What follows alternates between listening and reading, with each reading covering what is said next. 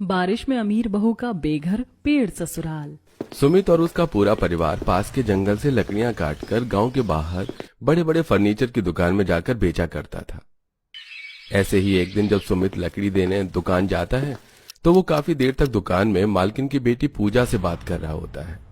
मैं तो कहती हूँ कि तुम रोज लकड़ियाँ देने के लिए आया करो इसी टाइम। एक दिन तुम नहीं आते तो मुझे तुम्हारी फिक्र होती है। फिक्र किस बात की, मैं बिल्कुल सही हूँ, मुझे क्या होगा। पूजा मैडम किसी भी दूसरे पार्टी के बंदों से प्यार से बात भी नहीं करती और इसकी इतनी फिक्र करती हैं। जरूर दाल में कुछ काला है, मुझे मालिक को बताना होगा।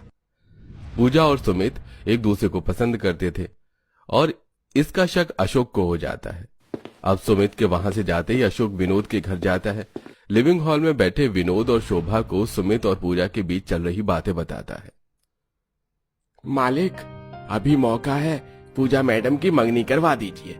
मैंने उन्हें देखा है, वो उस गरीब लकड़ी बेचने वाले की बहुत फिक्र करती हैं। हो ना हो इन दोनों के बीच में कुछ तो चल रहा है।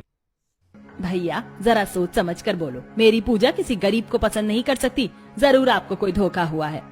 नहीं शोभा, अशोक सही कह रहा है। मुझे भी कई बार शक हुआ है। वो लड़का तभी हमारी दुकान पर आता है जब पूजा होती है, और पूजा उस दुकान के अलावा और कोई दूसरे शोरूम भी नहीं संभालना चाहती। तुम जाओ, मैं कुछ करता हूँ। जब विनोद को इस बारे में पता चलता है तो उसको अपनी बेटी पर बहुत गुस्सा आता है।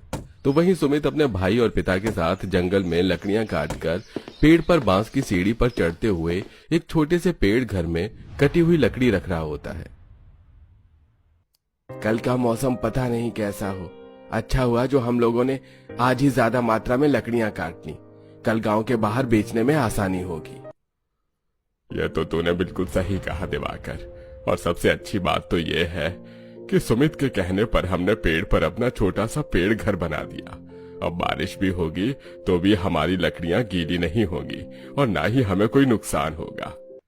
पापा, रात हो गई है, बारिश किसी भी वक्त हो जाएगी।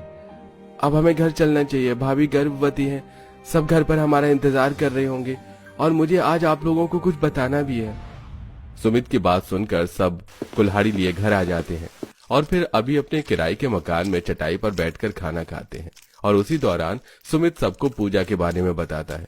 जब घर वालों को पूजा के बारे में पता चलता है तो वो लोग सुमित को समझाने की कोशिश करते हैं। बेटा, तुझे जिससे शादी करनी है तू कर, पर उस अमीर घर की लड़की को छोड़ दे। वो अमीर घर की लड़की हम गरीबों के घर कैसे रहेगी। हाँ भैया, माँ बिल्कुल सही कह रही है। वो मखमल के बिस्तर पर सोने वाली हम लोगों के साथ जमीन पर कैसे सोएगी। हमारा 2 कमरे के मकान